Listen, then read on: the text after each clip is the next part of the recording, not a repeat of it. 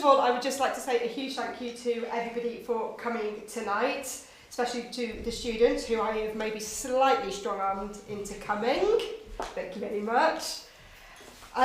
Just a couple of housekeeping things to begin with. The bathroom is just through that door there. We're not expecting any fire alarms, so if there is one, please head through that door and we'll go on to the quad. In between the presentations, please help yourself to refreshments.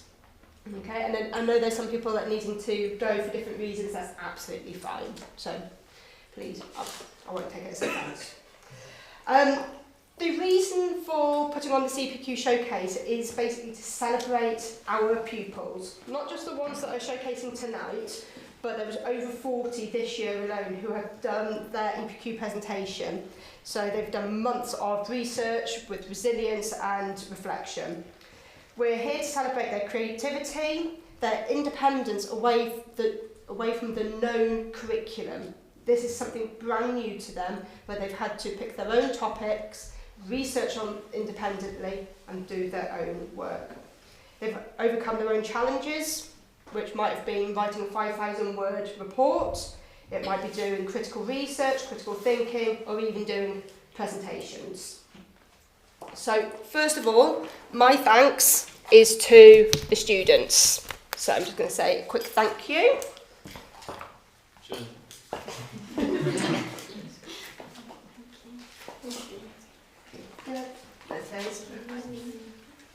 That's Henry. I'll pass it to your brother. There we go. Step down. Sorry, I knew that. There we go. Thank you. So now I'm going to hand over to, first of all, Rowan. We're going to be listening to a range of topics.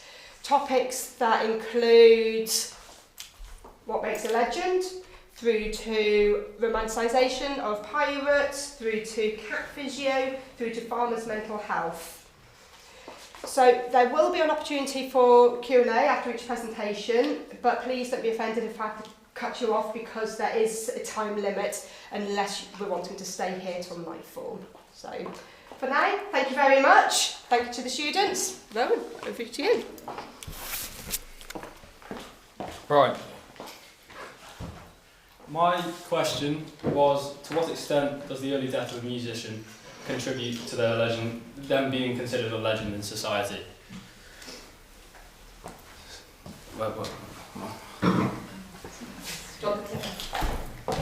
So, choosing my question, some reasons why I chose my question were, it's an interesting topic for me, so I wouldn't get bored while I was writing it, which is really one of the biggest obstacles to overcome while writing an EPQ.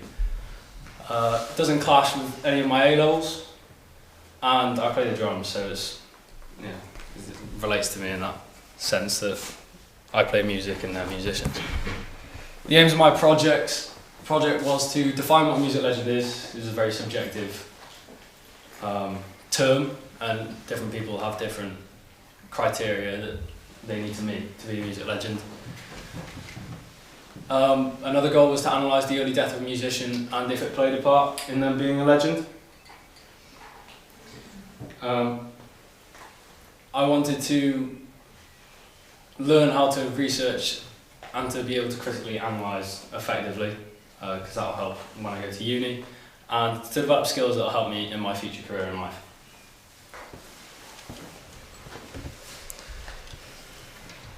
So, what is a music legend? I've made a list of a few things that I think, a few traits that are needed for someone to begin to qualify as a music legend. So, firstly, you need to be iconic. You need to be widely known. You need to have a unique play style or sound. Perhaps you revolutionise the genre or play style. You need to be authentic, culturally important, an activist. You could break music records, standing for something important, and high record sales, which I didn't really go into due to their early death. It would mean there would be less record sales because they'd released less albums than most other musicians that lived for longer.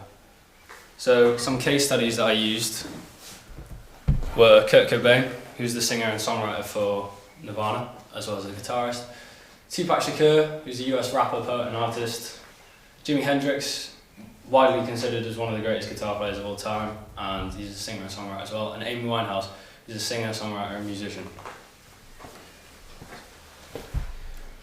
So conclusions I made throughout my project was that the early death does not contribute to a legendary status enough to be considered significant, because hold on. Right, moving on. They're also still relevant many years after, which is a reason that they're so legendary. Even years after their death, people still know them. They're all household names. Even if you haven't listened to a piece of their music, you will hear the name Kurt Cobain, and you will sort of know who that is. And they all have more than enough traits of a legend to qualify before they passed away. So their death didn't contribute anything to their overall sort of outward appearance. Project management. First thing that I did was come up with my initial idea. So potential questions, and then going into finding research sources for those questions and seeing which ones sort of had the sort of best options for me. I then moved on to preliminary research once I found the question that I wanted to research. So I went through, I compiled a load of sources, found as many resources as I could possibly find on the subjects before cutting them down to sort of streamline the process. I then wrote my initial draft, which I did before Christmas, and then after Christmas we moved on to the full draft. Time management was a big issue throughout mine. I just struggled to really find motivation at some points throughout the project, but I got there in the end. And 6, adapting to unexpected variables. Sometimes things happen and you just can't move around them. Skills developed. I developed my time management skills. So by the end it got much better. At the start I sort of neglected the project. I didn't really use my time effectively, and I procrastinated a lot of it. And that left me with a lot more work by the end. But after Christmas, I sort of put my head down and tried to do 45 minutes here in my private studies and 45 minutes there at home. Critical analysis. As time went on, critical analysis got better as well. Developed skills. Same with research. You sort of figure out which sources are legit and which ones aren't, and you get better at sort of identifying those factors. My essay writing skills got much better, and it's very useful for me if I want to go into a course in uni which will primarily focus on essay writing. And my resilience, you just got to be resilient to get through it. At times it can be very difficult to find motivation. My strengths and weaknesses throughout the process. My strengths, my research skills, by the end, I got so much quicker at just being able to read through a source and filter out what was good information, what was bad information. My essay writing and structuring got much better. At the end of the project, I went back through my first half and restructured where I needed to, improved bits to make it sound better and less subjective, bias even. My independence got better. I sort of stuck to my own timetable without much help from staff, which was brilliant, and it really helped me improve on just sort of getting down and working rather than leaving it to the last minute. And my critical analysis skills. My weaknesses were time management. You can feel really unmotivated at times to get it done, and the deadline is so far away that you think, oh, I've got plenty of time before it's actually due. So you leave it for a while, and then close to the end, you sort of realise that you've got 5,000 words to write and not enough time to get the deadline in. Getting accurate facts, because it's such a subjective topic, and there are so many sources, so many articles from years ago, it's so hard to get a true unbiased answer about someone or something, and finally maintaining objectivity. I like all these artists. I've listened to all these artists before the project, so going through and trying to maintain objectivity was quite tough at the beginning, but after suggestions from my supervisor to go back through and make sure that everything was objective and everything was from a reasonable point of view, it got much better. Any questions?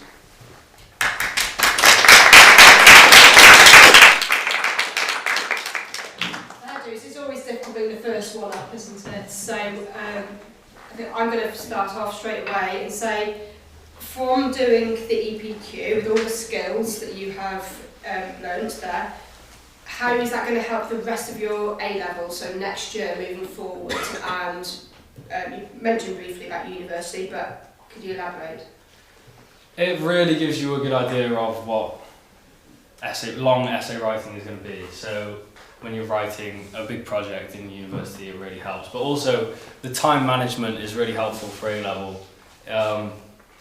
Just in general, being able to mark out when you're going to do something, when you're going to use your time, makes everything a lot more efficient. And just learning, more about how effective that is really helped me. Yeah. Obviously you identified 4 people there that you believe to be music legends. How did you actually identify or pick those 4 for your project? Because there's obviously a lot to choose from.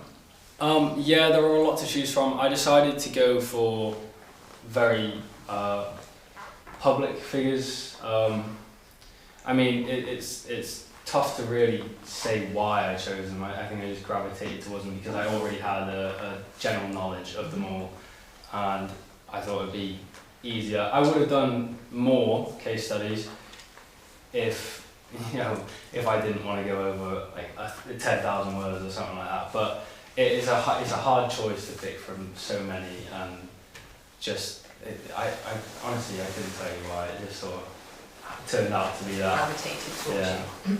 Thank you. Margaret, how did you arrive at your topic? It's interesting, but it's of all the topics in the world, how did you arrive at that one? It started out as many different things. I was very sort of confused about what I was going to do. I didn't really have an idea of something. I wasn't really inspired by anything that sort of came to mind straight away. So I think it was, 3 or 4 weeks after we'd sort of gone over, and I was a little bit late picking my actual question. I was going to say 3 or 4 months, I think would be more accurate. Yeah. But it was one of those things where I didn't want to just pick something bland because I wasn't going to be able to focus on it, and I wasn't going to be able to sit there at a desk and write 5,000 words about it. So one day it just sort of like, I had a vague idea I wanted to do it on music because it didn't really clash and with my A-levels, and it plays a big part in everyone's life. But I think it just came to me one day, and that was it. It just sort of appeared out of nowhere. I can tell you, it's so long ago now. Yeah, that's lovely, thank you. So that means we've got Fiona. Yay, that's fine, thank you. Right, say hi to you now. Right then, so Fiona. Where have you gone? Get there.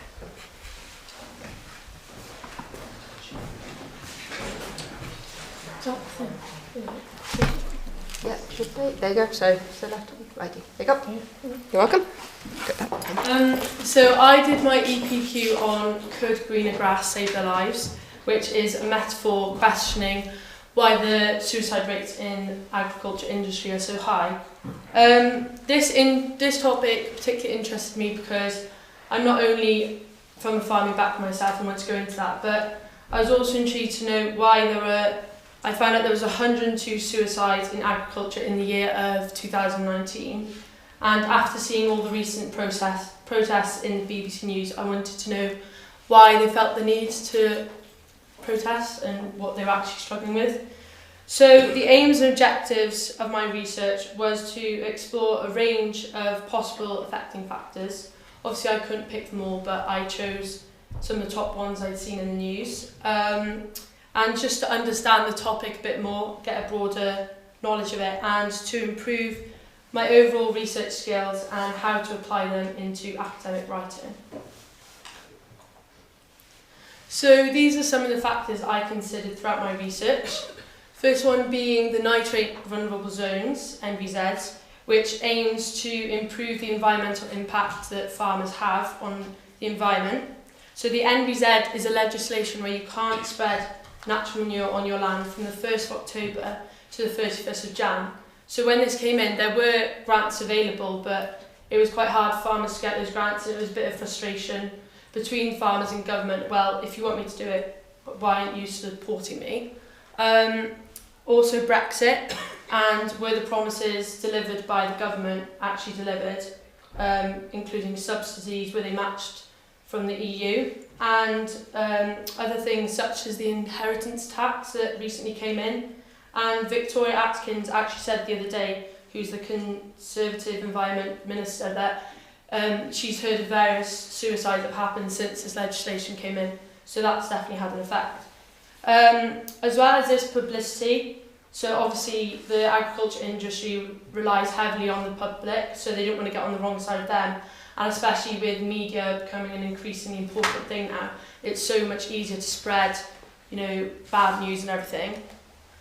As well as this, COVID-19 had a massive impact, with suicide rates going high, which is why I believe that happened in 2019, because coffee shops had to close, and dairy farmers for example, had to pour millions of milk down the drain after working so hard to get that milk. Another one is bovine tuberculosis, so the TB, which is basically a disease that gets passed on by badgers to the cattle, which then means it gets hard for the farmers to then sell the cattle, so they're not making as much money. And these badgers are actually illegal to shoot, so you can't even really solve the problem. So if you're in a red zone for it, it's quite difficult. As well as the overall legislations and new ones being introduced, as well as inspections and health and safety having to, be shown, as well as the environmental legislations, such as 10% of land having to be covered with trees and to reduce waste, and all the fines that come for farmers if they don't comply with those. And as well as this, which I believe to be the most important factor, is the overall isolation of farmers, because I believe that when that factor is put with any of the other factors, it just emphasises them and it makes them feel a lot more lonely, especially in periods of the year like lambing, where you don't really see many people to talk to about these.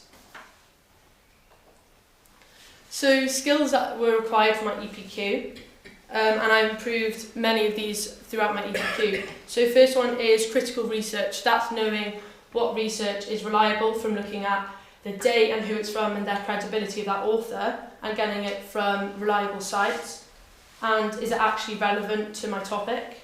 Another one is organisation, which for this I use checklists such as Project Q, which was a massive help to all of us because it had deadlines set that we knew we had to meet, and making sure we didn't procrastinate. And then bias, which was a big concern for my topic because obviously I'm very passionate about farming and I had to go into it with no preconceived ideas, and yeah, I definitely did that, and I had to show that through I had a careful approach, and I had to use my wording very specifically to ensure that I wasn't coming across bias. So that came along with some academic writing to ensure I was using that correct tone, and referencing as well with MyBib, which is an absolute lifesaver. So it's basically you put all the resources you use into a table, so it's so accessible, not only for me but for the examiner as well. So how will the EPQ help me in life after school, and is it relevant? Well, I believe it is very relevant to all of us, because most of us will be going on to university. I myself hope to go on to university, and when it comes to writing my dissertation and project, I think that my lecturer will be able to differentiate me from my peers, because I've had this practice in a more structured environment, and I've had teachers help me, and if I have a problem then they're so much more accessible now than what they would be in uni. As well as this, just life in general and staying more organised and meeting deadlines, and also to understand and educate myself. Like I said, I'm going into farming, and for the mental health and everything becoming more important, I wanted to educate myself on that. And one of the most important things I've taken from EPQ is how to self-reflect and how to solve a problem, you know. So we did a mid-project review in our project queue, so I had comments from my supervisor and I went through it, and then if I saw that something wasn't quite right, like my academic writing wasn't quite at standards, then I could reflect on that and not make that mistake again. So the evaluation of how I think my EPQ went. Some things that went well, my planning went well.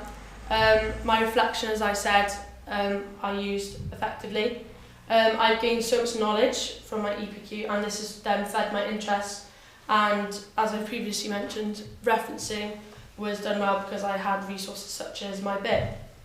However, there's still some room for improvement, and one of that is definitely my academic writing. Although it did get better towards the end, I think that's something I could definitely think about when I go to do something like this again. And to keep a balanced argument. As well as this time management, so I was hoping to do some primary research and interview some people that I know that work for mental health charities in the agriculture industry. But however, I didn't have enough time to do this, so I just had to stick to secondary research.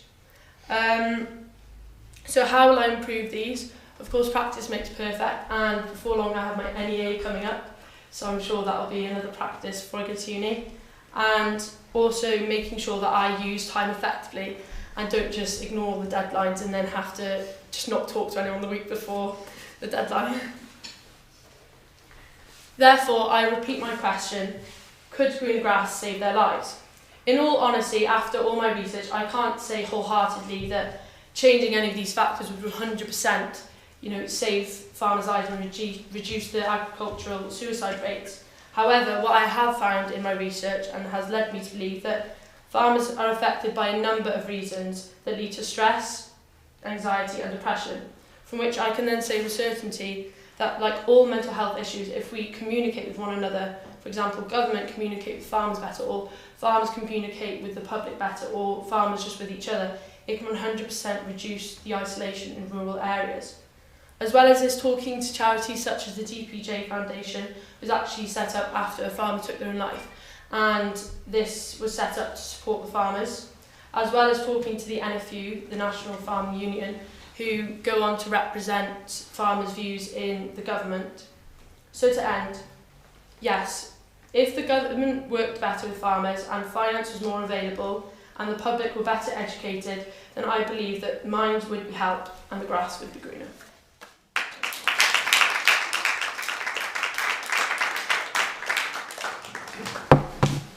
Any questions? Obviously, that's a huge topic to cover, which, just based on what you've said, it looks like you've done a fantastic job, and there's obviously a lot of really useful information. Have you perhaps identified anywhere that you could share, the outputs of your research, to help others in this environment? Yeah, I've definitely thought about it. I think I'm in Young Farmers, and they're at the minute very heavily involved with mental health and stuff, and I think we do presentation evenings like that as well. And we have charities come in to talk to us, so perhaps talking at things like that could definitely share this information. But, yeah. So, really important topic and one you're all obviously really passionate about, which is great. What did you learn from this research that you didn't know before you started, or didn't think you knew before you started? What surprised you? I think just the scale of the problem. I mean, coming from a farming background, I always heard about suicide and stuff, and it's just you don't really talk about it much. And I think diving into those factors a bit deeper and finding out all the legislations, and just like I said, the finance side of it, and how they want farmers to do things, but the grants aren't really there, and all the things they have to comply with to get those grants was just really interesting and quite shocking, really. Yep. Very impressive, Bjorn. Also, really good to hear what you've learned in terms of your skills, and you mentioned your geography in the end. How do you think you'll take through what you've learned through doing EPQ into the geography in the end? I think the main thing for me personally was definitely time management, and I think obviously those deadlines are set for a reason, and which Ms. Bowd did remind us many times. But I think, going into the NEA, I'd be very aware of that and making sure that I hit those deadlines and working for weeks to come, not just working the week of that deadline. Especially because NEA is a much bigger thing and it's 15,000 words, so I'll definitely have to keep on 10,000 words or more. 4. He told me 15. Oh, we I said you'll end up writing 10,000. You've won the lottery. If you're right, 50,000 times short of price still got that one. Can you stop teasing the kids? Right, and that's any others? That's brilliant, thank you so much for So Daisy.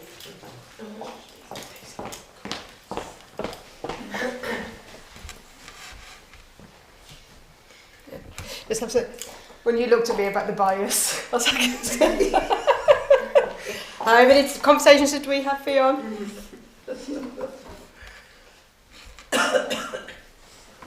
Yeah, is that right?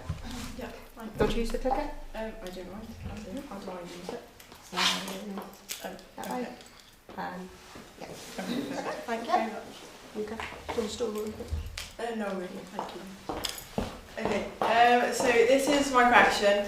Are women underrepresented in engineering roles, and how is Formula One addressing this? So why I chose this project? I chose it because I think it's going to better help me to understand what courses and ways there is into Formula One engineering and motorsport, and which will help me decide what to do and how to get into Formula One in the future, because I'm thinking of going down that route. My aim of the EPQ was to see if there's a gender bias in engineering and what people are doing about it to ensure that women have an opportunity to go into engineering and to work out what barriers are stopping women from doing this. So the process of my EPQ was initial ideas, and so for this I came up with 6 initial ideas, and then after supervised comments and personal choice, I decided to go with an engineering topic because I think it'll help with the future as well. I then did final research on my idea and came up with a working title. So my original title was "How has Formula One enabled more women to become engineers in the modern day?" However, after a conversation with my supervisor, I decided that this was too specific, and there wouldn't be enough research on it to do a good enough EPQ and write 5,000 words. I then conducted primary and secondary research. I carried out primary research and because I thought it would help me to get a better understanding, and I'll show that on the next slides as well. We then did a draft report, and it's helped me to start putting all my ideas together, and adding evidence together, forming arguments for and against, so then I could have a good idea of what to put.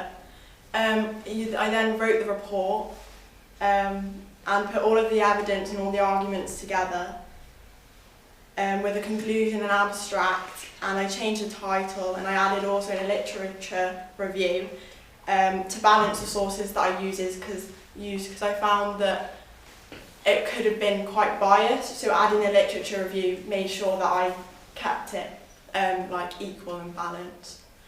So I changed my title to what I showed you at the start, and then I carried that through and didn't change it again, and then obviously the presentation. So for my primary research I conducted, it was to see if there's an gender bias in engineering roles. So to do this I conducted I did a questionnaire which consisted of 13 questions of qualitative and quantitative data.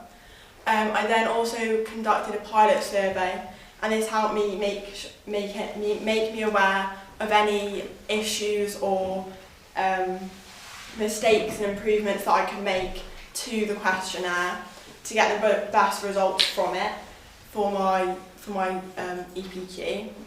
I had to do a research proposal as well. to explain why I wanted to do it and how I was going to conduct it. And then at the minute, it hasn't changed, but I had 6 responses, 2 were from males and 4 were from females. And it did conclude that there was a gender bias. However, I couldn't put it in my actual written report so much because there wasn't enough data on it. And I think to improve this, I should have started a lot earlier, like Miss Val told me to. But I thought it'd be fine. But I should have started a lot sooner with it. I shared it on LinkedIn and tried to get like my parents' friends to share it as well, so that then it had a wider like viewing. So yeah. Yeah, that's that. For my secondary research, I decided to mainly use secondary research because it's quicker and it's easier to get hold of. Using the critical analysis for each source, I use this because it helped me to filter through the important and relevant information to my EPQ. I used and found research from companies like BBC Sport, ESPN, National Grid UK, Census Data, Prospects, YouTube and STEM Women. I had to make sure they were all relevant and to my topic especially. So using the critical analysis method that I was shown by my supervisor, it helped to make sure that I did this correctly and efficiently.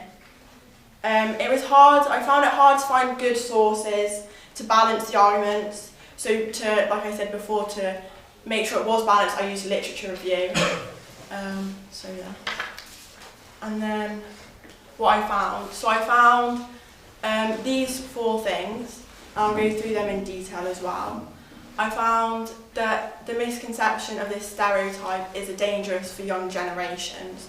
And the stereotype I believe to be is that engineering is a male-dominated workplace, which is dangerous as it discourages women from going into this field.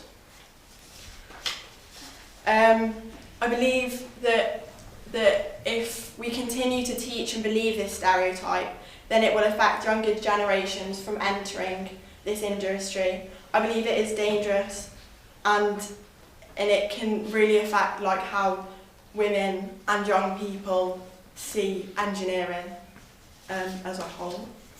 I believe it's an outdated stereotype and it was mainly focused in the workplace 20 to 30 years ago.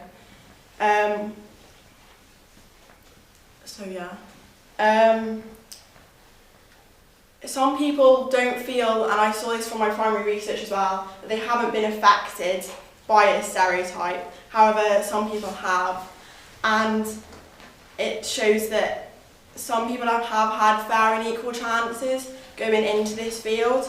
However, it's definitely prominent in younger ages as well and education, which is why it needs to change, because we can't be teaching it from young ages because then it discourages more. Formula One. So Formula One has enabled more women to go into Formula One. By creating programs which includes Lewis Hamilton's project and Alpine F1 team's programs. They both aim to discover women wanting to go into engineering and help them to achieve that. Also, the Formula Women series also helps to get more female drivers, making people aware of women in this field, which I think is really inspirational for young women and children, because it shows that you see somebody like you in that area of work and it shows that you can do it. There are obviously more opportunities to enter this field of work, so programs that start from primary school ages up to sixth form, college, university. There's webinars and seminars that are available, and there's so much more that is available now than there was 20 to 30 years ago.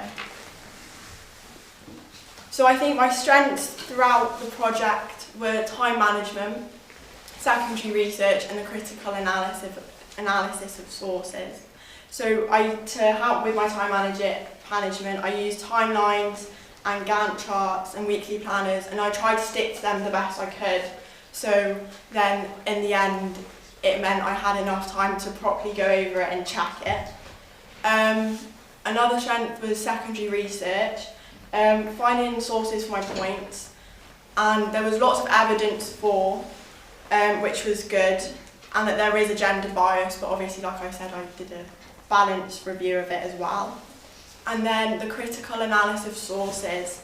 I evaluated each source by looking at their current, if they're current, so the year that they were made, their rating, so like how relevant and important they are to my EPQ, and who also made them, and the purpose of it. Is it purposely trying to show a valid point? Or is it biased in one direction to another? I think that was important to highlight. My weaknesses of my study was to allow more time for primary research, analytical writing, and finding arguments against my point. The primary research should have been done sooner, so I had more time for the right results to come through, and then I would have been able to make a better conclusion. The analytical writing, I struggled with grammar and punctuation, and remembering to write in third person, so like things like Grammarly made sure that I could do it well. And then finding arguments against my point.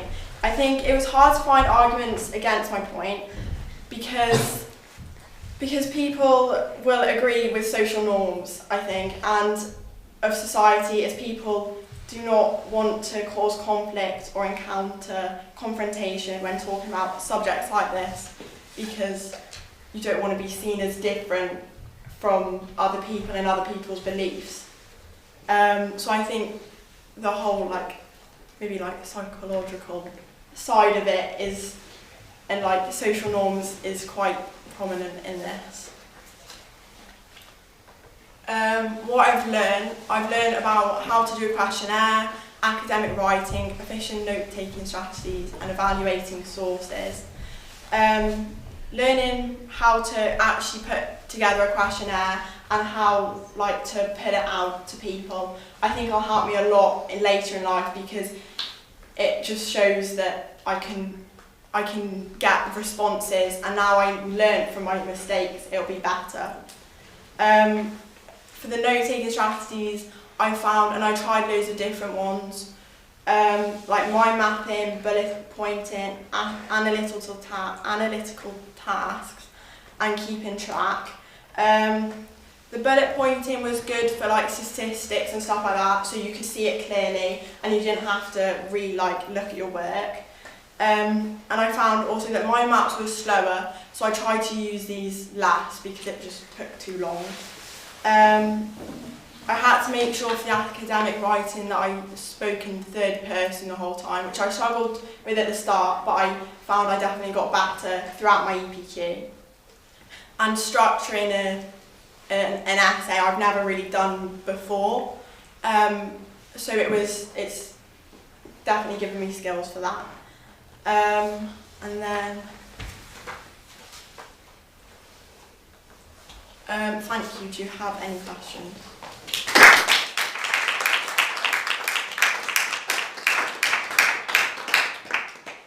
Daisy, I've got a question, might be a bit unfair, but I'll ask it anyway. I'm a Formula 1 geek, so that's why. How are you able to decipher whether it was a barrier into Formula 1 or whether it's a barrier into STEM in general? I think it's definitely engineering as a whole, whether it's in Formula 1 or in motor sport or vehicles in general. There's definitely a gender bias. I think that, and if it's clear to see, which is obviously sad, it's not good but I don't think it's just Formula 1. I think it's across all of STEM and engineering and STEM. Like STEM, women in STEM isn't as common as men in STEM, and like men in mechanical engineering and stuff like that. So I definitely think it's across everything, not just Formula 1, but yeah. And did you find that there's been an improvement? So obviously you talked about a lot of the projects Formula 1 have done in particular. Yeah. Has there been an improvement in women in engineering? And Yeah, Formula 1? definitely. I think now that people are aware, and we're making more people aware of the bias and that it needs to change, I think there's definitely been a rise like within the last 10 years, and it's good to see, and it's good to see that there's programs that starting from younger ages that so that young girls can see, yeah, actually if I do want to do something that back in the day, so to speak, wouldn't be seen as acceptable, or the social norm, or they may feel like they would have peer pressure and get judged for saying, yeah, I want to go into engineering because it's a male-dominated sport. I'm glad that that's now like going away, and like now women and young girls can feel that they don't have to I guess hide what they want to do and how they want to feel about stuff. Like they feel the opportunity is there for them to carry on with what they want to do. So yeah. My quick question on back of that is, back in the day, can you define that?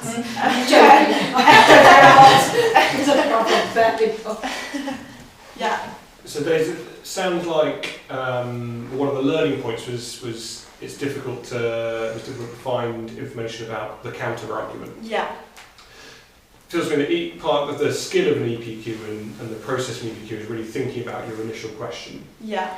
So, one, would you go back and slightly tweak your question now to potentially make that less of an issue?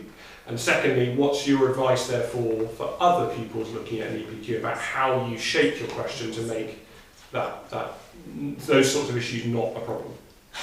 I don't think I would change it, Okay. to be honest, because I think the question that I've given and asked, I think it's important, and I think that this sort of research needs to be done, and if it is a bit biased, then the literature review covers that, and I've explained why I still carried on, because if I did think it was like that bad, then I wouldn't have carried on with that topic of women in engineering, because I don't think it would have been suitable.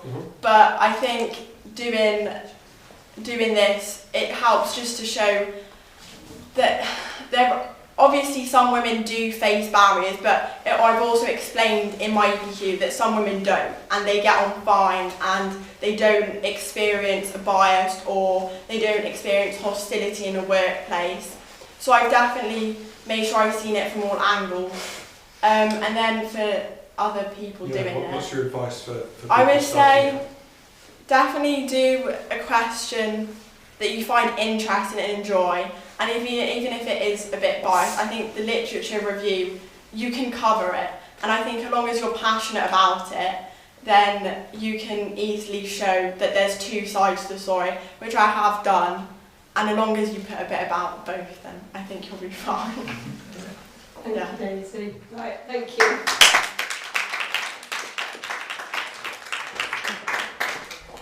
You can see why I've loved doing this, haven't you? Right then, so Henry, casinos. Thank you so much. Thank you. Thank you, Amanda. Right.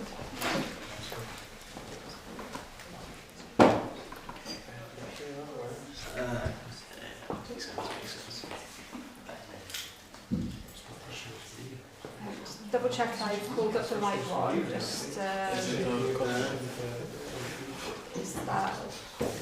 It's the one that you emailed me, I think. Yeah. Is it copying this? Yeah, it was the copy of. Yes, good. Yeah, you sure? Let me just double check. This one. Yeah, copy of. Yes. Yeah.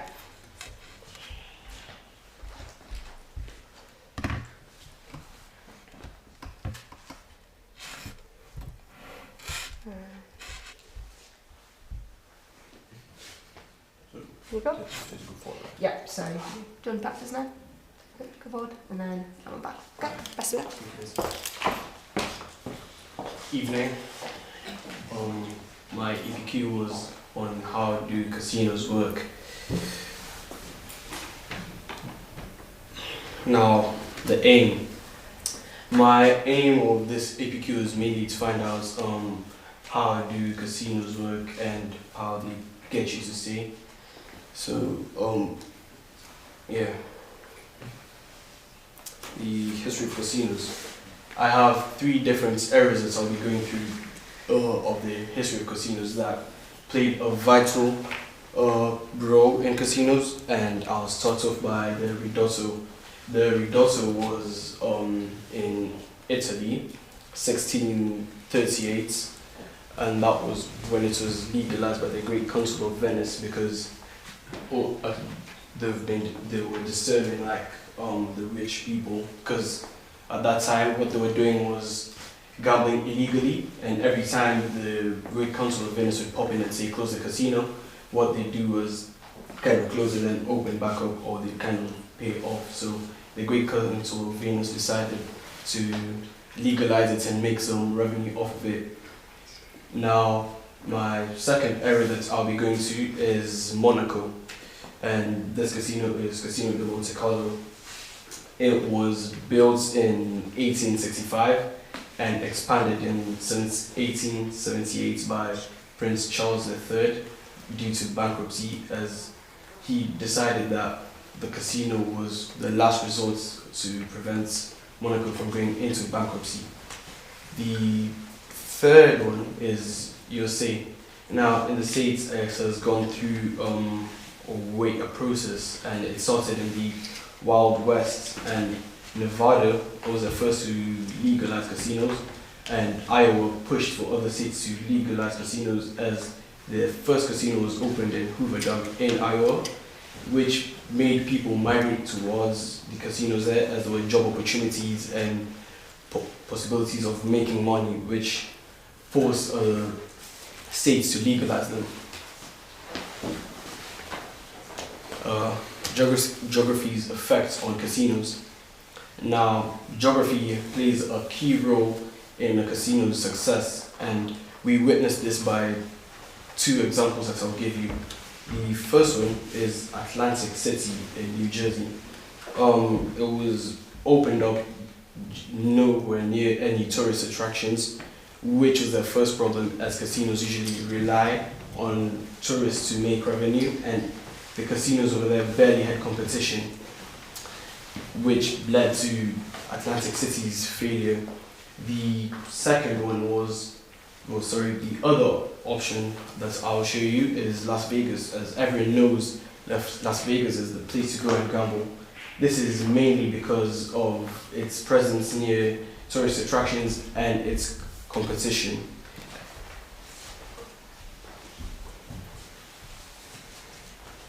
Games played in a casino. The various types of games played in a casino, such as blackjack. Now, blackjack is a game that you just meant to get as close as 21, as close to 21 as possible without bursting. Now, bursting is the action of going over 21. Normal cards are worth 10, and aces are either worth 1 or 11 depending on your situation. Roulette is a French game where it's just a small ball where you drop it between 38 spots. 36 of them are red or black, and the remaining 2 are green. What you basically do is drop the ball and place a bet on it. If it lands there, you've won, but if it lands on green, you've lost, or if it doesn't land on your area.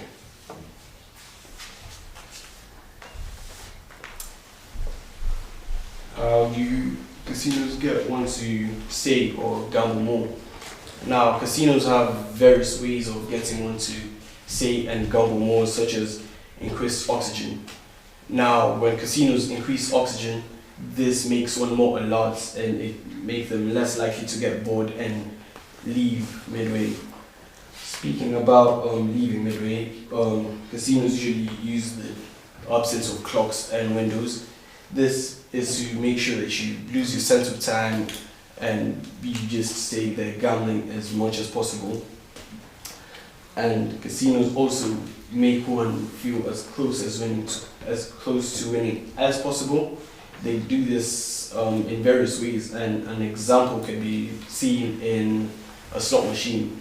When you basically put your money in and you spin, then let's say it's all sevens and you win. They kind of slow it down, it's 7-7, then you'd see the other 7 just go and you miss it, you got like another number or something, which will make you be like, so close, I want to get this time. So you try again and again and again. Now, casinos usually attract people by using bright, flashy lights to capture attention, as if it was dim lights or pro lighting outside, one is more likely to just walk past and not walk in. Another thing is, once you're in the casino, as you go deeper, the lights become dimmer, the music becomes much more comfortable, they try to make you feel much more at home. That way you're relaxed, you're not tense, you feel like you have all the time in the world to gamble. And casinos also make you comfortable by giving you alcohol. When they give you alcohol, it lowers your inhibition. And since it's free, no one is really going to say no to alcohol, so they're more likely to get more and more and more, and the more they get, the more they lose their inhibition and the more they gamble. Casinos usually give you a false sense of control by giving out chips. This is because when you're going to buy the chips, you feel like you're in control by measuring the amount that you want, or you're like, okay, this will be enough. But the more you gamble, the more you're going to think, I need more of the chips, or that wasn't enough last time, maybe this will do. And also the chips makes you lose your tie to money, like your sense of money decreases as you're not placing like £50 or £100 on the table. You're not really going to process the exchange rate. Another thing that casinos usually do is they tell the dealers to hand out cards as quick as possible.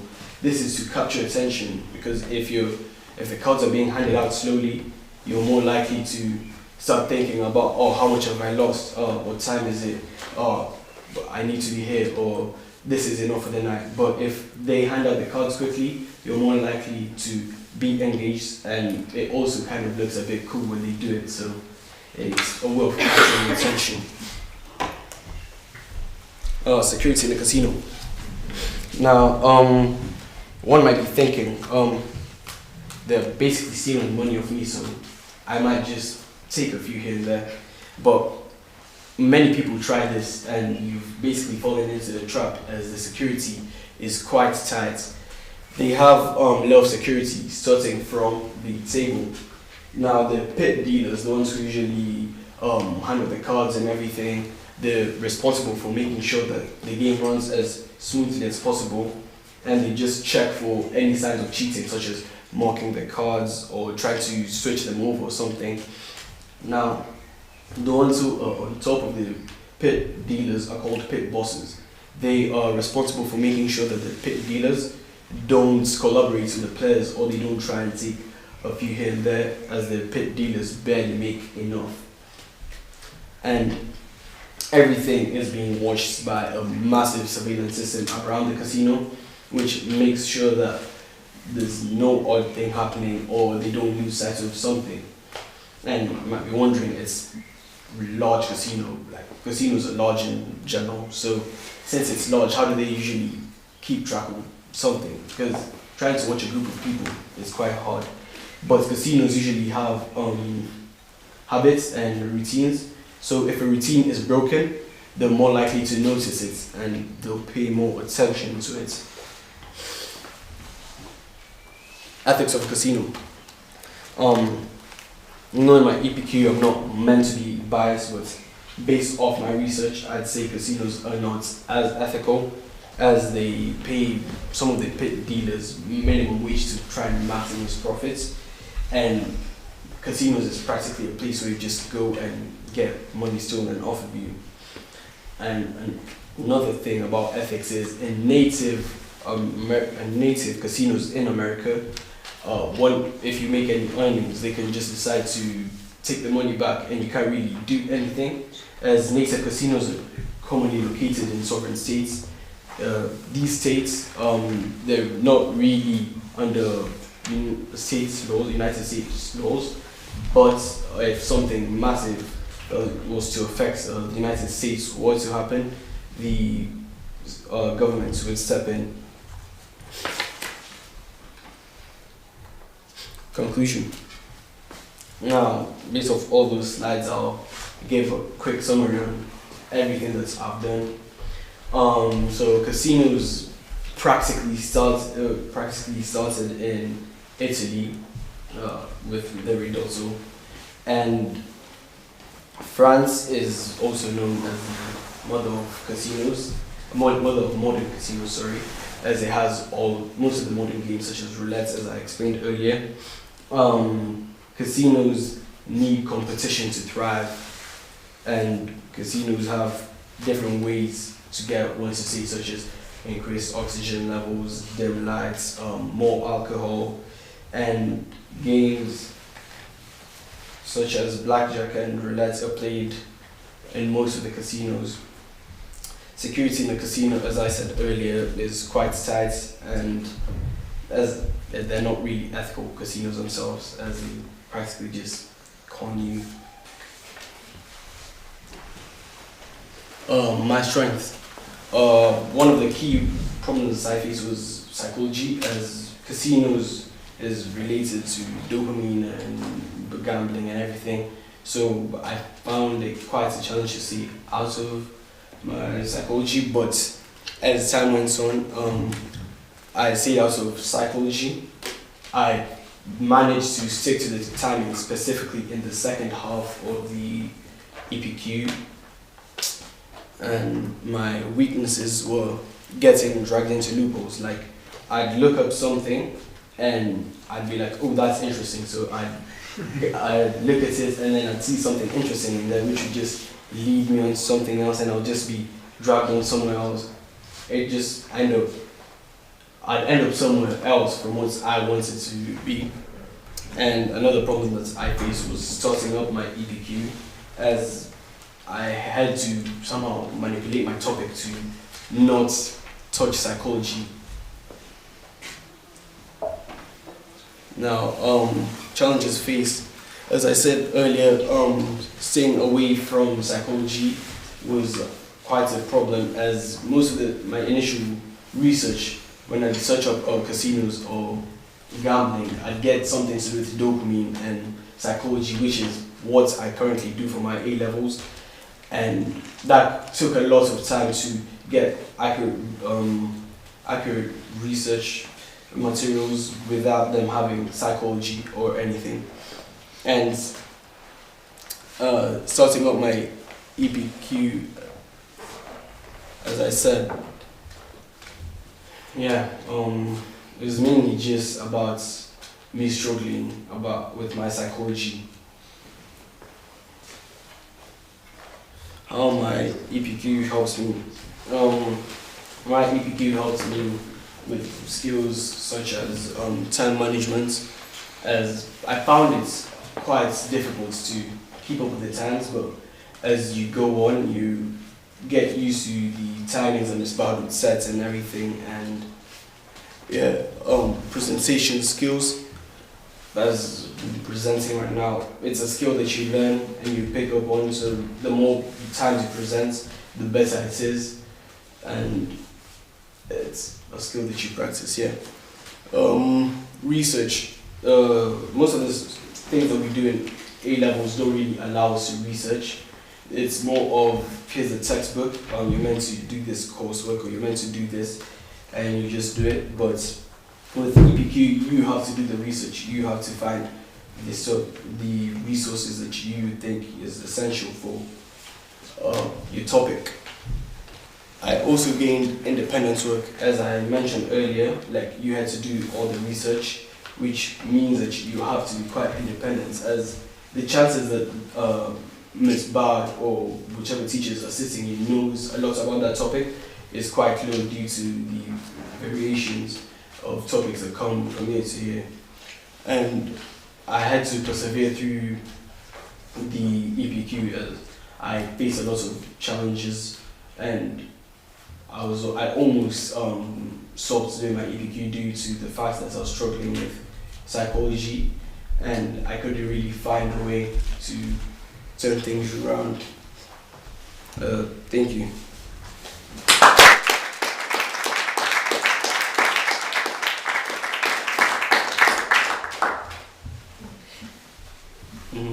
Knowing that you know, does that mean you'll like never go to a casino? All this is theoretical because you're underage. Yeah, like in the future. Yeah, good question.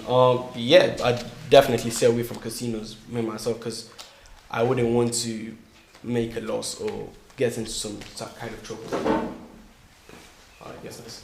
I was going to ask whether there was any primary research involved, but what made you decide to do this topic? Now, I had a few initial topics, and my first one that came to mind was why do we gamble? Because movies, like how movies show casinos, like it's a bright flashy place. You go in, you do something, you get your money, you get out. And I was like, why do people gamble? And does this influence it? But as time went on, I realized that topic just talks about mainly psychology and the reward system and everything. So I kind of, with the help of Miss Bowd, I kind of shifted things around to lead me here. So you've obviously talked about you doing, I take it, A-level psychology? Mm-hmm. Yeah. So was that the enabler really into the link into casinos? Because when the title came up, I thought this appeared quite random. But obviously, as you started to talk, could see the sort of direct correlations. So was that the main driver for you? The main drive was not really psychology. As I mentioned before, it was mostly what I've seen on the TV and media and what I've heard.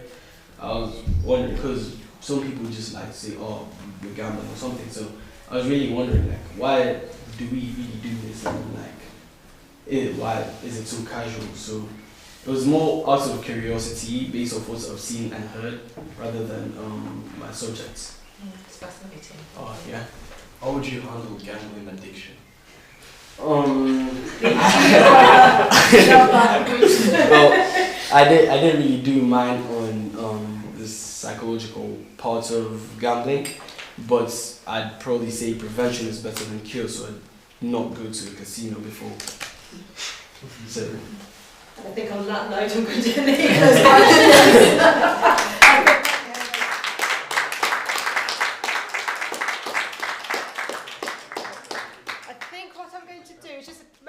Pause for a couple of minutes now. If anybody wants to help themselves to refreshments, I know some people like me to shoot off. So, literally a couple of minutes, and then we're going to get Stepan up here. Yeah, go. That note, Artie. Oh, you can argue that. Right, are you ready? Yep. So we've got a couple more. So 4 more. Wonderful presentation. As you can tell, there's a theme going on here with timekeeping, time management. For those that are younger, and Oscar's left, but when you come to do your EPQ, the deadlines I set are genuine deadlines. So this is the first foray into listening to me, listening to the deadline set, and hopefully when you come to NEAs in upper 6th and university, you are a bit more well practiced and well versed in time management. Okay, thank you. Right, Stefan. Good evening, everyone. So basically, this is my EPQ project. What factors and challenges Telegram experience launching cryptocurrencies called Venture and not, and how does it work? So first of all, the problems I had with this is how hard was it for me to create this question. Like, it's very, very specific, as you can tell. I will disagree with everyone who said about time management before. I was struggling with, I didn't know what to do, because I'm not originally English speaker. So for me, the grammar part of my MPQ was really hard, because basically the whole structure, how we write in my language, is totally different, like a totally different structure. So I was struggling with this. But with time management, I think I can do it. So, why I think this is important for people? In my opinion, the cryptocurrency currently, like in the last decade, I'll say, has become mass investment, like for people, and yeah, basically for people. Who else?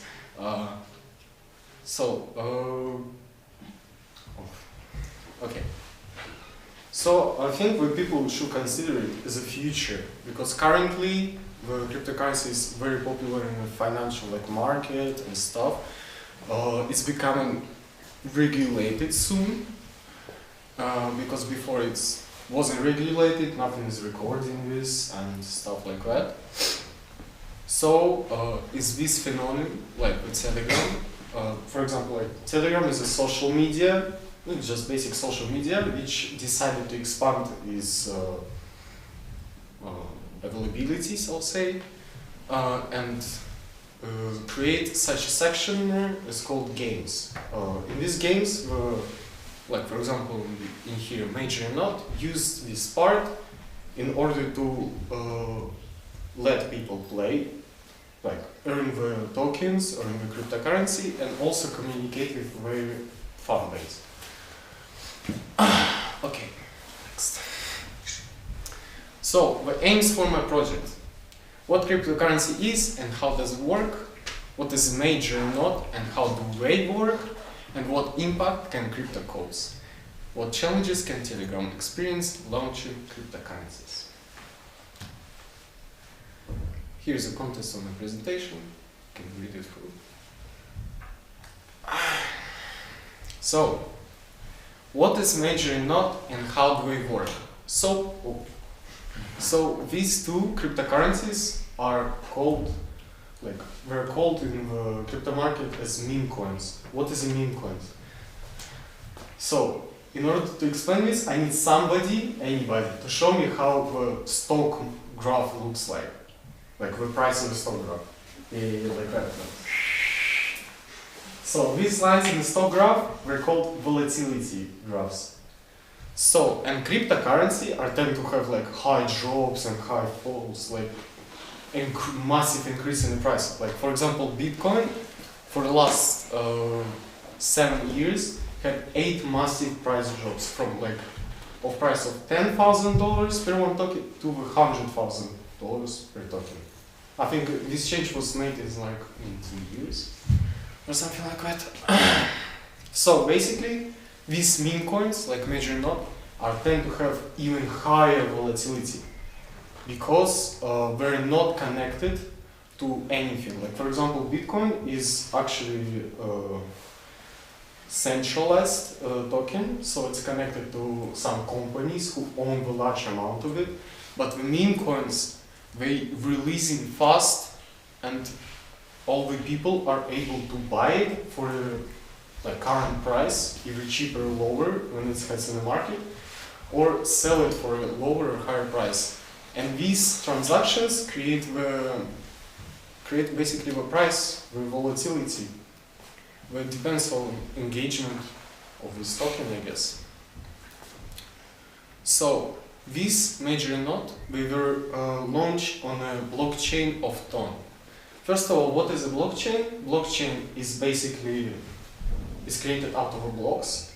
In each block, we have 4 megabytes data of all the transactions, all the data of users who are on the blockchain. So all this information collected into the blocks and joined together into the blockchain. So the blockchain of Ton is the blockchain. Said something stupid. Okay. The Ton is a blockchain of Telegram. They created it in 2019. We had some issues with the US government as Telegram, as I said before, is not regulated. they sued them for the funding of the fund base. Like basically Telegram was funding the users in order to create this blockchain in 2019, and we sued them for I think it was $300 million. No, it was $300 million were collected from the users, and we sued them for 20 million of them.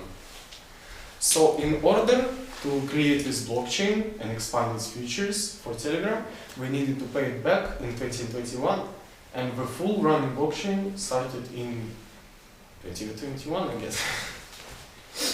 And these tokens were actually like were not long existing. Like while I was writing IPQ, they weren't even released into the blockchains, so nobody was trading them. They didn't even exist yet when I started to write this IPQ. So, what are the problems with these two tokens, the major problems? The first is Telegram itself as an app. As I said before, it's not regulated, so it's a perfect place for scammers, of course. We're gonna find people, like we're gonna buy accounts which is anonymous online. We're gonna scam people, engage them into like fake projects. Oh, like come on, invest, please, give me some money, and stuff like that, which made a lack of trust in the whole app. So in the projects, like major not. Also the tendency of a high volatility of these meme coins, as I said before, and the environmental impact from running the blockchains. In my research, I found out that in 2019, the blockchain, I think it was blockchain of Bitcoin, has reproduced about 3 tons of carbon dioxide into the air, which is like actually very harmful in a big chunk of the whole like, carbon dioxide produced, which is very harmful for our planet in order to run these blockchains. I'm sorry, the screen is a bit small. So what is evaluation of my findings? First of all, these crypto scams, the scammers in the Telegram, can lead to the lack of trust in these projects. So for example, if the project could be legit and actually like reasonable investment for the people, like this major node, where in my opinion were reasonable, they could be a good investment in the short term, but this lack of trust, these scams are prevented to reach full potential of these coins. So no people investing in them, so the price doesn't go up, the profits are not coming, I guess, and people getting lost. Impact on the Ton blockchain from the projects. So the actual blockchain is great itself because compared to other blockchains like Bitget, Binance, and stuff like that, they ask people to give identification, so like show the ID and like take a photo of yourself to prove your identity. This is called KYC, know your customer. And the Ton itself doesn't ask for anything like that. It asks only to give me like email, create a password, do double verification, and that's it. You have a whole blockchain to yourself to use. And so, were major and not successful. So right here, top graph. As you can see, this is a major, like this one of this major all-time price. It started 2nd of December this year. 2024, sorry. Started in 2024, the 2nd of December.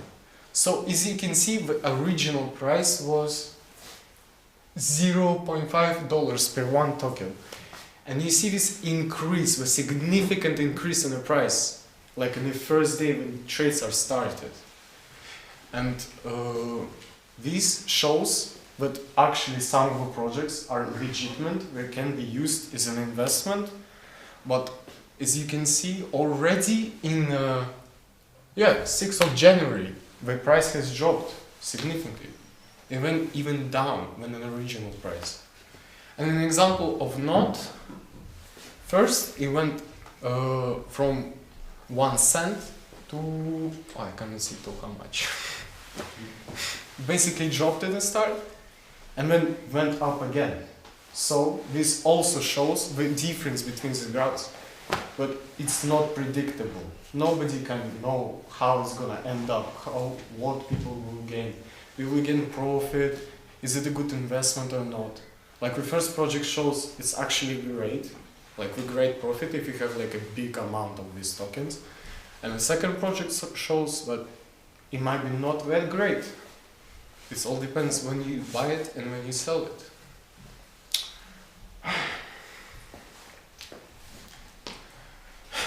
Thank you for listening. And do you have fewer questions to ask?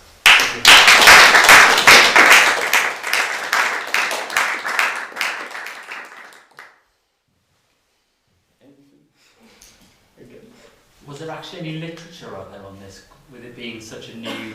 Yes, there was like only one source actually. Okay. No, only one. It was actual Telegram website. Like we were talking all the changes on their blockchain. So partly the node was the blockchain which was the crypto which was released by the CEO of the company. So we published all the information about it. And our two sources is basically the graphs where I took it, like on-time price. There was nothing else. So all the time when I did the research, I had to find some new information and maybe compare it, how it can be used to my EPQ and like evaluate it all together. So it was pretty hard. Yeah. What's been your highs and lows of the presentation of the EPQ then? What's been the good parts and the bad parts of the whole EPQ? I think I reached my original goal as personally, like I think I'm 17, I need to start working, like see the future potentials, so the crypto was for me like potential. And I was interested into this phenomenon, like this specific phenomenon, but as I said before, it was hard to evaluate this, but I actually answered my own questions about it, like should it be actually a good investment, as my opinion is can be and cannot. It's like depends, you need to analyze the market and stuff. Stefan, if in a sort of fit of generosity I gave you £100 tomorrow, would you be investing that in cryptocurrency? Would you be investing it in stocks and shares? Would you be going down to Henry's Casino? Doing something else? From what you know? I mean, it all depends. As I say, definitely not casino. It's a bad idea. It depends what would you like, the short-term profit or loss. It's always a risk. Like here's the thing, it's always a risk. If you want a long-term profit, I'll recommend stocks, of course. But the short-term profit, maybe cryptocurrency, but not the meme coins like these two. Like, yeah, I'll just show the graph. Not the meme coins, definitely, because they for sure will fall in price because always engagement stops. So people will not be interested in the coins, like in the tokens which are not trading frequently.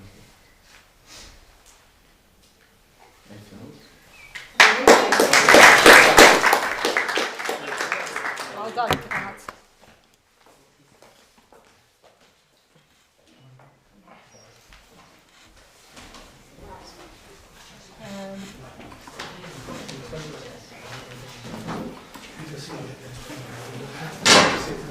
I think I'd go back to somebody else's comment before where they said that I can't be the expert in all the fields, and following Stefan's, I definitely cannot be the expert in any of these fields. Right, so that, left, switch, Don't spoil it. You're going to ruin it. Well, right, it's just the first one. Huh? I don't know. Have you got a picture of me up there? Yeah, I could whack one.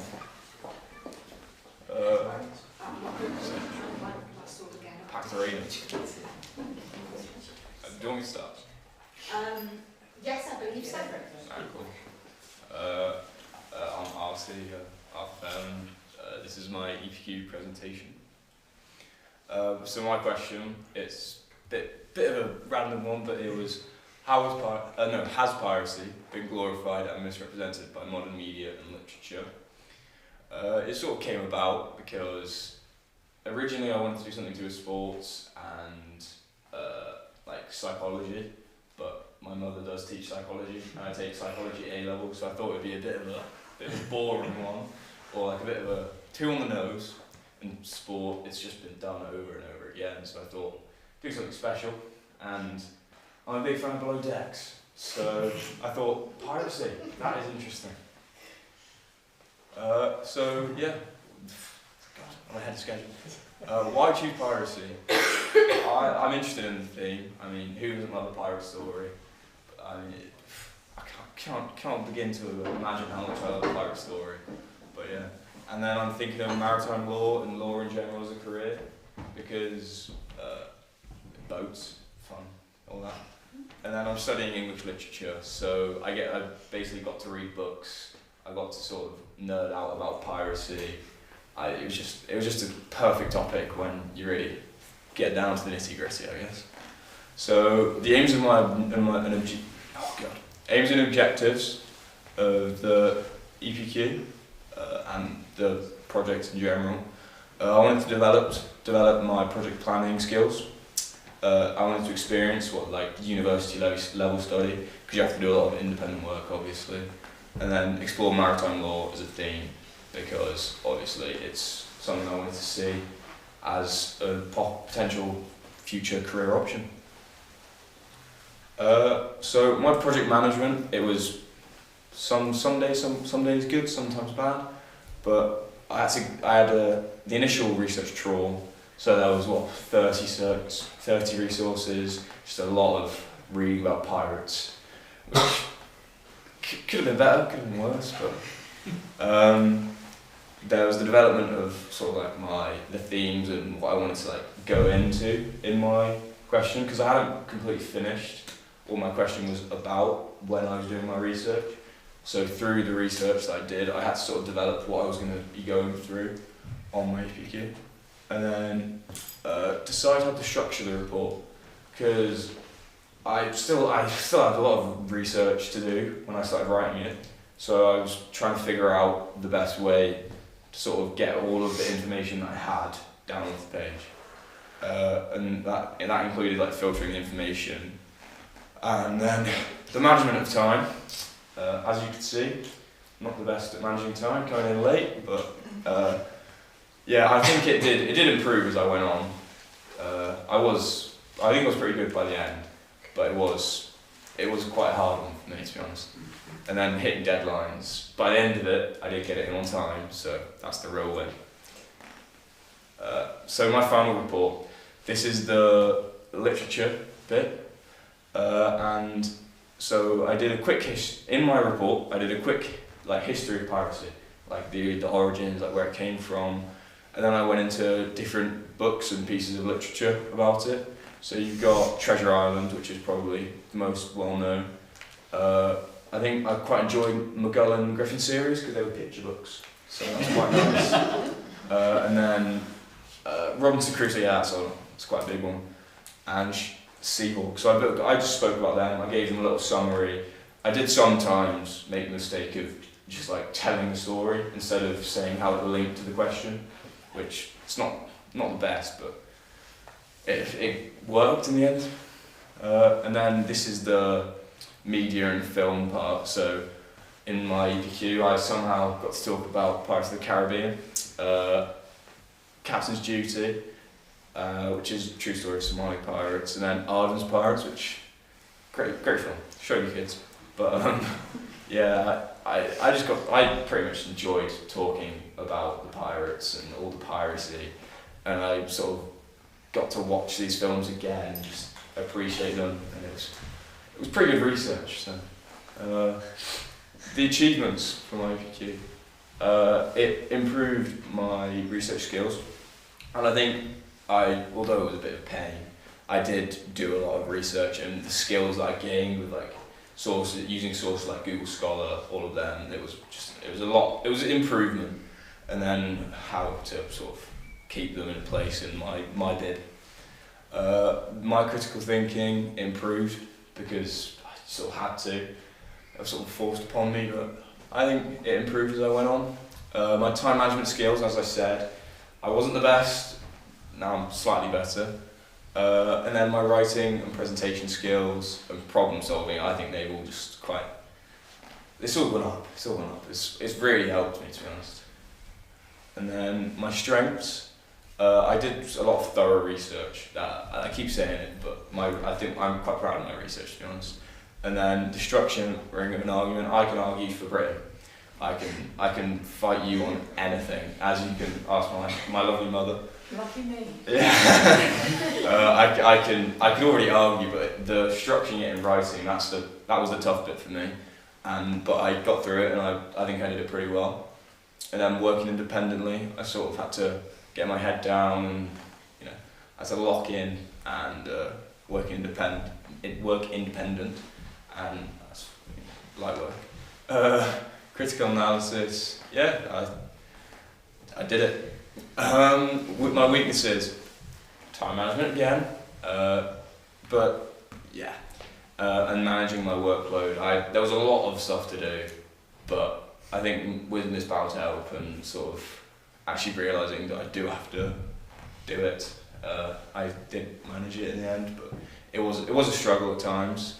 With my analysing of data, sometimes I'd go too far into one topic or one subject or one book, and then not really, and go surface level on others. So I think I sort of had to find the perfect mix of the levels. And then, as I said, the over-reliance, where I just told the story instead of analysing how it affected misrepresentation. So that was quite a big issue, but we did fix it in the end. And then there was gaps in structure or clarity when I was actually writing, so you sort of had to learn how to structure it better as I went back over my EPQ after the comments. And then my lessons learned.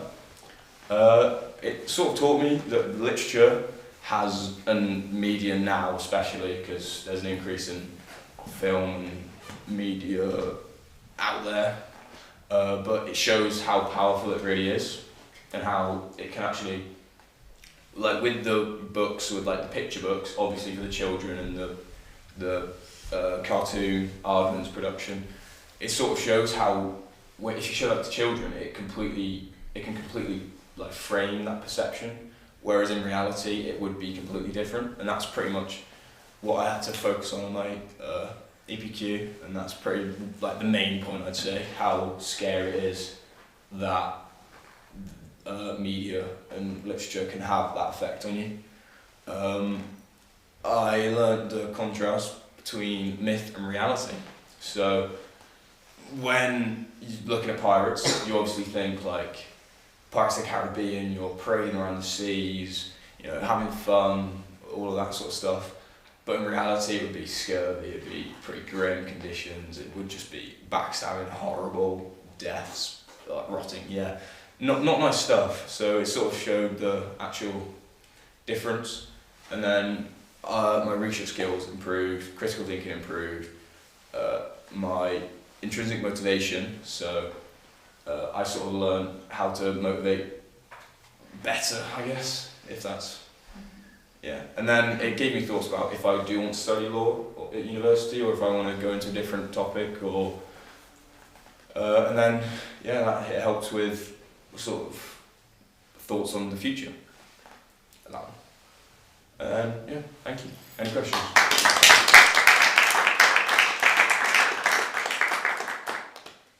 So has modern media romanticised pirates? Yes. Short answer. I like your answers, thank you. Stefan. You want to be king of pirates now? What? You want to be king of pirates? I mean, That's not good ideas, Stefan. I wouldn't say no. No, it did teach me that piracy isn't that great. It's not all it's cracked up to be. Artie, you chose probably a subject that was probably hardest to get a methodology for in terms of critical analysis of literature. How did you actually critically analyse the literature to come up with an answer? I think it sort of involved a lot of just like reading outside just of the books. So I had to go into sort of like, I went down a whole like wormhole of like Golden Age piracy, all of that stuff, which is, it's a lot of reading.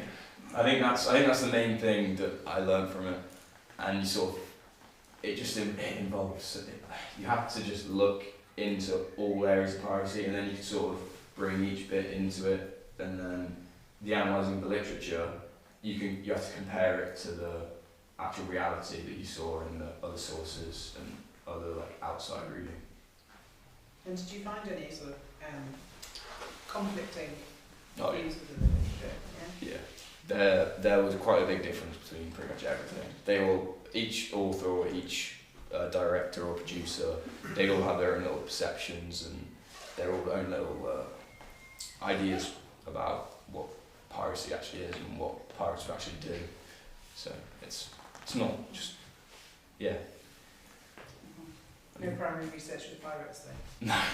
No, I didn't go out on a ship or anything. Right, thank you very much, Artie. Right, Joanna. I'm just conscious of time because I know Kira is very keen to do hers. How does the clicky thing work? Oh, is it just the arrow? Yeah, so, yeah, just the arrows. So, yep, cool.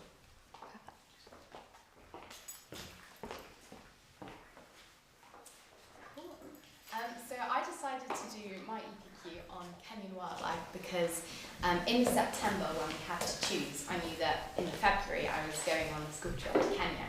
So I really wanted to find out a bit more about the relationships, the relationship between like kind of communities in Kenya and the actual wildlife there, because wildlife out there is very different to what we have in England. So I wanted to find out a bit more about how people kind of overcome the challenges that the wildlife, some of the more extreme wildlife pose to them, and what benefits that they have on the communities as well.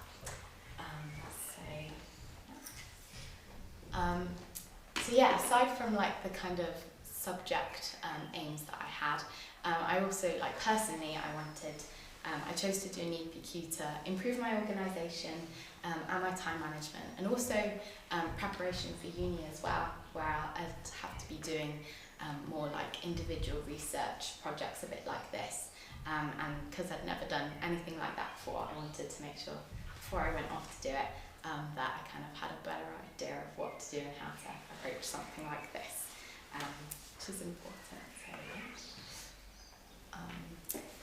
So collecting research was quite new for me, but I wanted to make sure I had a variety of different sources to make sure that I had like different perspectives on my project.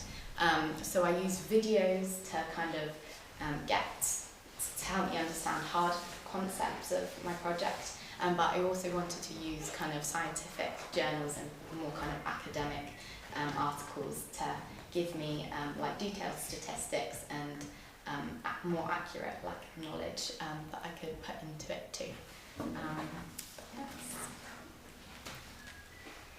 So because it's quite a broad subject, human-wildlife conflict, so I decided to split it into kind of two main areas. So the actual direct contact that humans have with animals, and also the secondary wildlife impacts as well, so kind of wildlife organisations and how they kind of help or hinder the relationships between communities and wildlife.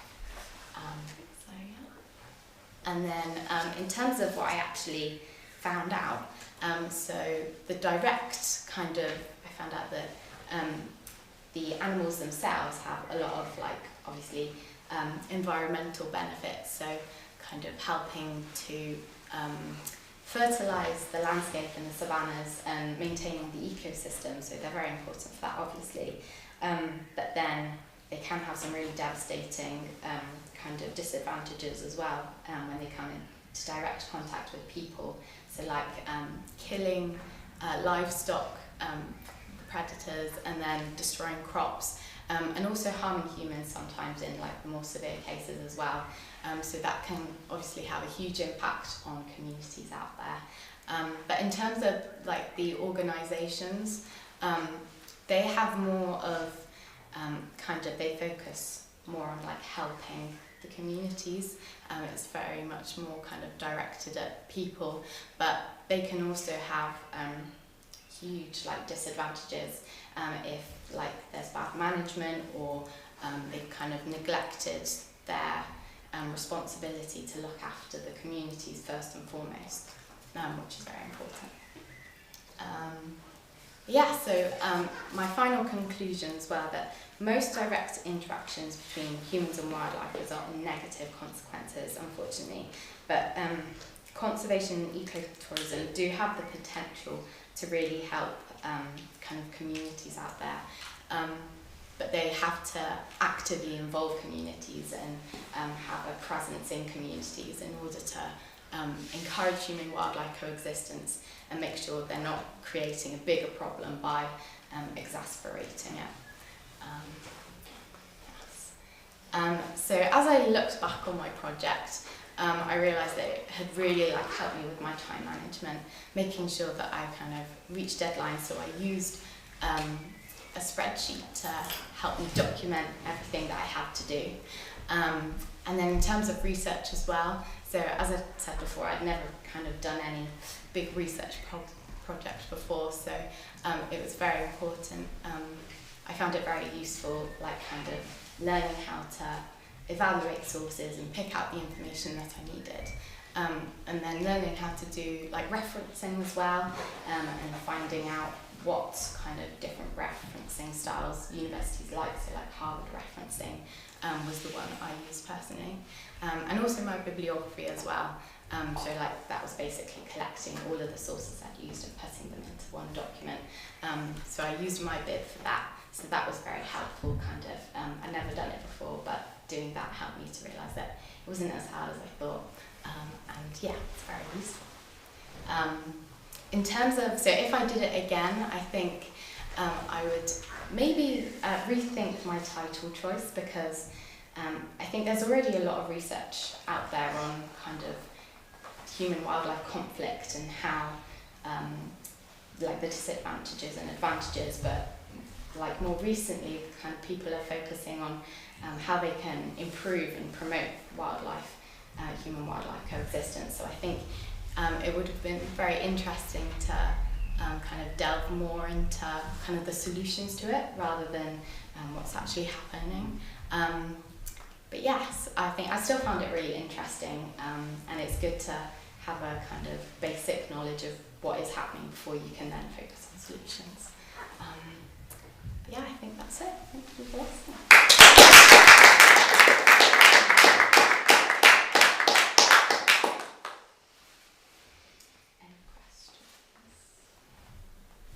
Did it help you when you went to Kenya? Did it help you sort of have a better empathy for it? Yeah, no, it was really good actually. We didn't actually go into any kind of really rural communities where they're most affected, but it was really, yeah, it kind of helped me to understand and have more of a better awareness out there of what challenges people face with the wildlife and things.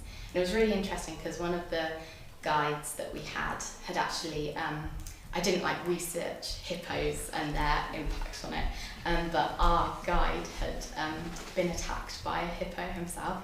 So yeah, it was quite interesting to actually meet someone who'd been personally affected by wildlife like that. You already reflected on your question. Was it probably remember one of my biggest bugbears in geography is when you talk about benefits, you've got to be quite specific, haven't you? So did you think it was too, is that what you thought, it was too broad a question? Yeah, it did, yeah, at points it did feel very broad, because there are so many animals out there as well, so yeah, picking like just a couple was quite hard, so I found like as I went along there were more and more animals that I was like, oh, I could have done that one, but yeah, so I think if I did it again I maybe would rephrase my question slightly differently to narrow my what I could talk about. So on the back of that then, what would be your one top tip for next year's cohort coming through? I think just thinking really hard about your question and making sure that it's something that you know you'll be able to talk about and you know it will keep you interested. Also making sure that there is enough like research out there and that it's kind of appropriate to use and stuff. So Thank you. Thank you, Joanna. Last but certainly not least, did you want to do a shout out to Wilson just in case he's watching? I might send him the link.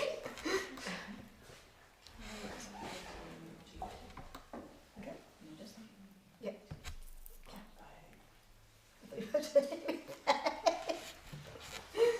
Okay? Yeah. Smash it. So this is my EPQ presentation. This is like a table of contents of what I'm going to be talking about throughout this talk. And then this is my title, Can Animal Physiotherapy Benefit Cats in Managing Pain and Improving Their Mobility?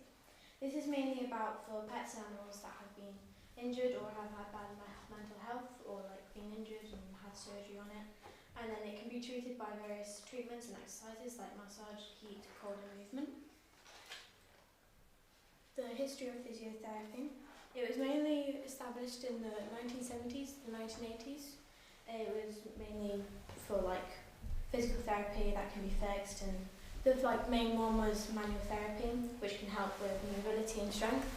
It was first to under the Royal Veterinary College, and then it became a professional to help with the registered. And then so hopefully in the future it'll have more ideas and then go to the RCBS very soon. And the receiving physiotherapy, so receiving it there is initial assessment which will help evaluate your pets and get conditions and treatments like muscle and strength and then improve their pain and discomfort. And then treatment plan, which is a therapy plan to help and create more different treatments and get more of an idea of what they can be used, and then see how long they will need it for mainly. And then what sort of treatments? There is the laser therapy, electrotherapy, hydrotherapy and residual therapy. And then home care is where owners are often given exercises and techniques to help with what they'll have to do at home and get more of a brief idea of where they can do it themselves instead of going to specific places that could be far away and stuff like that. And then the conditions are arthritis, reduced mobility, spinal problems and soft tissue damage. They're the main ones that come up when animals come in and then get the treatment. They're the ones that people mainly look out for. And then the treatments, there is manual therapy, which is a hand-on treatment to help with improve their mobility and get rid of pain and then get more healing. And then it will help restore flexibility and movement so they're able to move a bit more instead of being stuck inside and can't do anything. And then there's electrotherapy, which is a treatment that's helped with applies electrical stimulations to muscles, nerves and tissues, which can help strengthen muscles and their injuries or surgeries that I've done before. And then the hydrotherapy. This is a water-based way to help with pain and then get rid of their overall fitness. And then the last one's remedial therapy, which is a specialised treatment focusing on restoring their function and getting rid of the suffering and then recovering after injuries and surgeries. And the pros and cons are of manual, there is to get rid of pain relief, improve mobility, and reduce stress and anxiety. And the cons are to require more skilled hands, and it's not an easy quick fix, and can cause some discomfort because not every animal likes people touching them, stuff like that, and not suitable for every animal because they just, yeah. And then electrotherapy, the pros are it can help reduce inflammation and can accelerate healing and get rid of pain relief, and can only be used at home, or if you want to go to specific places you can go there. And then the cons are it's not suitable for all animals, mainly a cost factor, so it can be quite expensive getting equipment and then getting the places to go to. And then you'll need multiple sessions because it's not an easy thing to do, and then it can cause some discomfort as well. Hydrotherapy can help with reduced pain and inflammation, and the aids post-surgical and injury recovery to help with the injuries that they've done before. And then it will improve in flexibility, which is quite a popular one. The cons are it requires consistent sessions because it's very technical, and then you need special equipment for it, and it can be costly, so not all animals can help with, or not all animals can cope with the certain amount of treatments that is required for it. And then for searching for sources, I had used books, articles, websites, online journals, which helped get my information for this specific topic, and some primary research, but not much because of what I needed to get.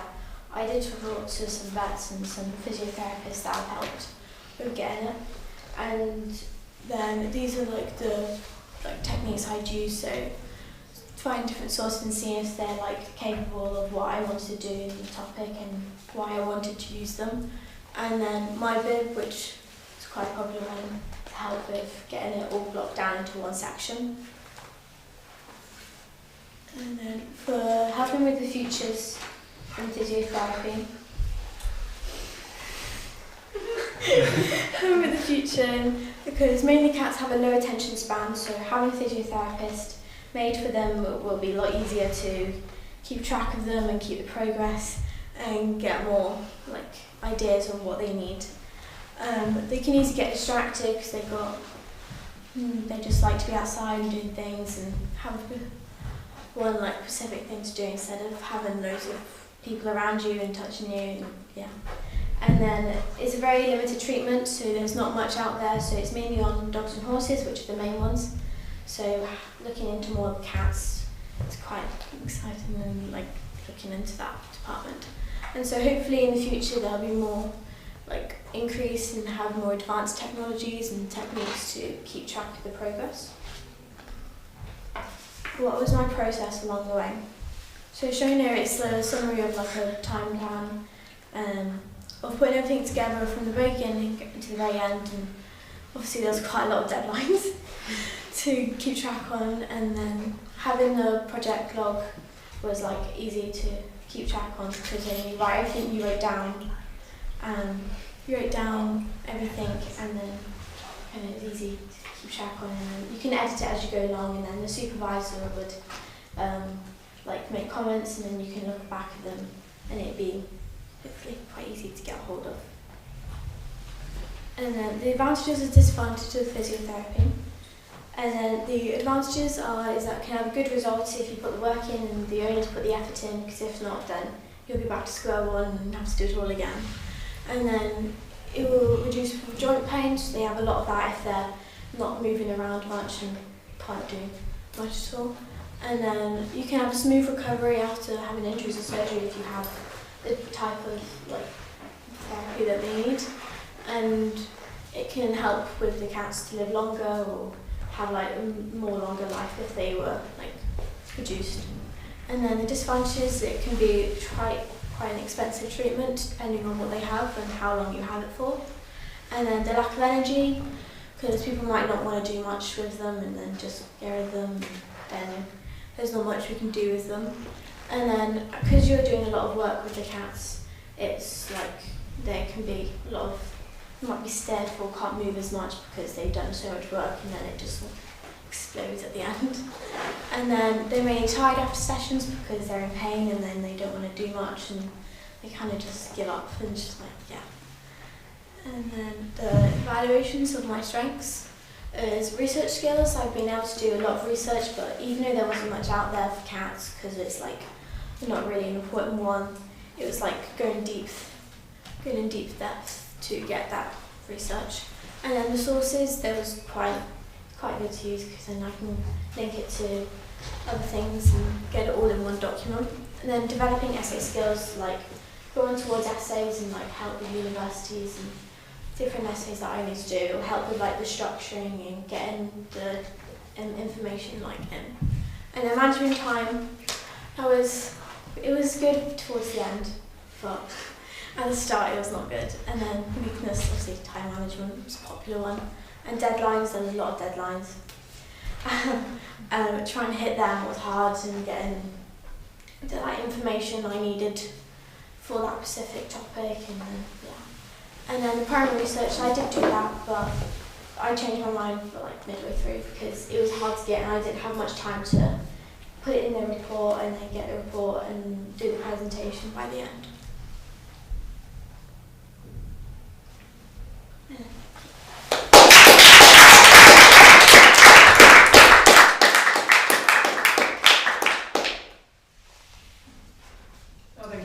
You should be really proud of that. And it's something that you can kind of take forward kind of in the future and tell people about. You know, it's a really big deal doing a project like that. How can you see yourself using this and you know and telling people about it in your future careers or interviews for jobs or? Well, I have quite a passion for animals and I kind of like want to work with them in the future hopefully, or like do some research about them and then maybe like and then people ask, oh, what have you done in like project-wise or something like that, and then work with that and just tell them about what I've researched or found out, or like where to go for help if they need it. You like your cats, don't you? Yeah. Have you tried any of these techniques on a cat? That's quite interesting because having had them done, that's the reason I was late. I was having physio. I can't imagine trying to do what they do to me on a cat. The cat's staying there. But have you tried it? Just We didn't interesting. call your No, physio. I didn't even call my physio. But Well, it's one of my tempting. cats didn't really need it, but like photo evidence and like that. And kind of. But there are there's people who actually do That was the thing. I thought they hated water. Yeah, I don't, my favourite is the cat. Two at the bottom. For the one at the very bottom on the right, that was from a physiotherapist. I've got some evidence from and then did some work on that. But yeah, it's not their keen thing. Could be an interesting future career. I find this fascinating. Like Miss Wilkins, I've also recently had physiotherapy, actually electric therapy, which worked really well. But the first 10 minutes of every session I do is basically me talking to the physio about pain and how it's been and communicating. And obviously, you know, unless you're fluent in cat, how that must be a huge challenge. Well, from when they first come in, like whoever, if they need help, they'll go to a vet first and then they'll get a first opinion. And then if they need like medical treatment there, then they might not need to go to a physiotherapist and just get treatment at the vets. And then if they do need it, they'll get referred and then they'll get the second opinion and they'll get like, you know, ideas, oh they're going to need that and this, and you say this long and go from there. So there's a quite close working relationship between the pet owner and the vet and the physio then, is it? Yes. Yeah, I've just got visions now of the cat. And then what about whether a cat will actually stay still long enough for you to do that to it? These cats, they can be fickle creatures, can't they? Yeah, especially for like the hydrotherapy, they're not used to being in water. But like for the treadmill, you can adjust it to the height and then what they're capable of. Yeah. Interesting. Did you enjoy your EPQ? On that night, thank you.